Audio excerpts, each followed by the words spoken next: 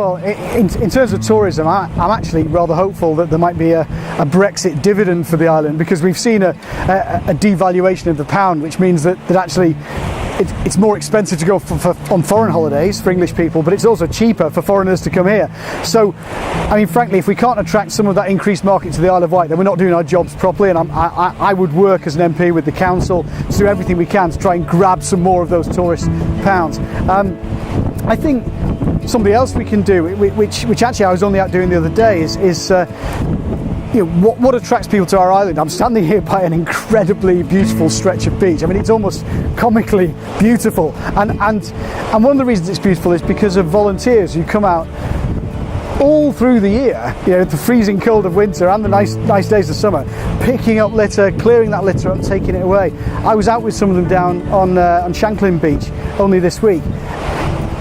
A bit of me thinks, why are we relying on volunteers to do that? You know, when tourism is our island's lifeblood, why is it that we're relying on the goodwill of these fantastic people to come and do this, when what we really should be doing is making sure that it's not reliant on volunteers, that we actually do make sure that we invest in what we need to make sure that we're at the top of the tourist tree, and clean beaches comes pretty high on that. But that's just one issue. I think in terms of jobs more generally, I'd point to 3 Labour policies that I think would benefit the island. Firstly, we will raise the minimum wage to £10 an hour. Simple as that. This is, at the moment, a low-wage economy, and that affects our economy generally, because what that means is people have got less money to spend in shops, so shops struggle to make profit, then they struggle to employ people and pay wages. You need to break that cycle. Raising the minimum wage, that money gets spent in the local shops, those local shops become more prosperous, and you get a virtuous cycle. That's what we need.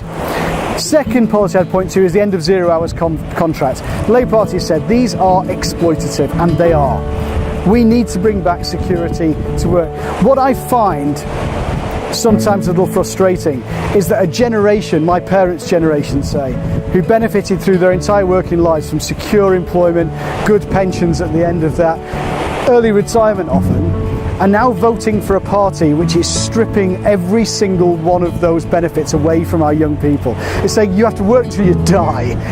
You can't have security at work. No, you can't have a pension. And this is voted in by a government which is largely being supported by a generation that had all those things. And I think that's wrong.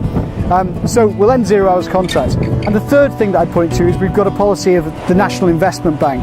We're going to set that up, we're going to back it with hundreds of billions of pounds of public money, and that will invest in infrastructure projects and creating real industry, real secure, high-paid, quality jobs all over the country, including right here on the Isle of Wight, if we have the right bids and the right people pushing for those. And we, you know, if we have a Labour government putting that money out, we need a Labour MP here on the island that's going to make sure he gets a slice of that.